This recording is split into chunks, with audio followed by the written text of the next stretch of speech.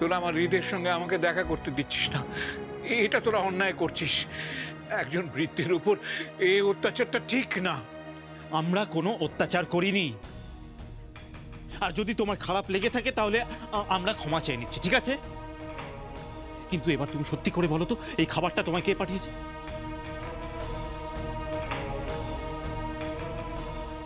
ওই ইস্ট বেঙ্গলের মেয়েটা। হ্যাঁ, হ্যাঁ, ওই পুণ্য বিহারীর মেয়ে। লোকটা রাস্কেল হতে পারে, কিন্তু ওর মেয়েটার হাতের রান্না বড় ভালো। আমার মা এরম রাঁধে। কতদিন মাকে দেখিনি। আমাকে একবার যেতে দিবি? তুমি দাঁড়াও দাঁড়াও দাঁড়াও। তুমি কি ওই বিক্রমের কথা বলছো? হ্যাঁ হ্যাঁ, আমি পেখমের কথাই বলছি। ওরে শোন, রান্নায় না শুধুমাত্র মশলা আর সবজি থাকে না, যত্ন থাকে, যত্ন। বাড়ির মেয়ে বউদের আন্তরিকতা, ভালোবাসা থাকে, সেই কারণে রান্নাটা এত সুস্বাদু হয়।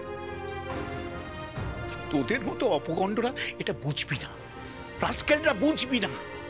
আমার এখন ইচ্ছে করে তোদের পা দাড়ির উপর নীল ডাউন করে রাখি, আর শেখাই যে সদা সত্য কথা বলিবে, সৎ পথে চলিবে। অতি লোভে তাতি নষ্ট।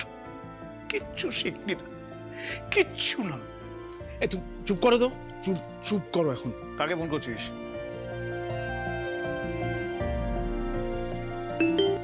হ্যালো, কে বলছেন? আরে আমি বলছি, আমি হরিন্দ্র বলছি। এই শোনো, তুমি আমার বাবাকে ওই শুক্তো আর কোপ্তা করে পাঠিয়েছিলে। আরে কি হলো, কি উত্তর দাও না, উত্তর দিচ্ছ না কেন? কি বলছেটা কি?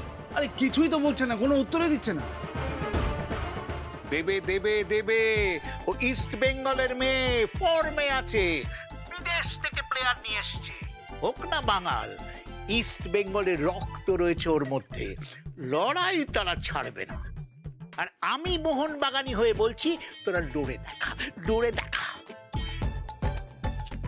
হ্যালো, এই তুমি কি পাঠিয়েছিলে? আমাকে উত্তর দাও। বেশ করেছি, বেশ করেছি। কি তোমার এত বড় সাহস? তুমি আমার বাবাকে খাবার পাঠিয়েছো? বললাম তো, বেশ করেছি। বাবা? কোন মুখে বাবা বলছেন? হ্যাঁ, একজন বৃদ্ধ মানুষ, সে খেতে পাচ্ছে না, তাকে দিনের পর দিন ঠকিয়ে রেস্তোরাঁ থেকে খাবার নিয়ে আসছেন, আবার তাকে বাবা বলে সম্বোধন করছেন? আরে যান যান, আপনারা কোনো সন্তানের পর্যায়ে পড়েন না, জানেন তো? ঠিক, আপনাদের সবকটার কোমরে দড়ি পরিয়ে হাজত বাস করানো উচিত।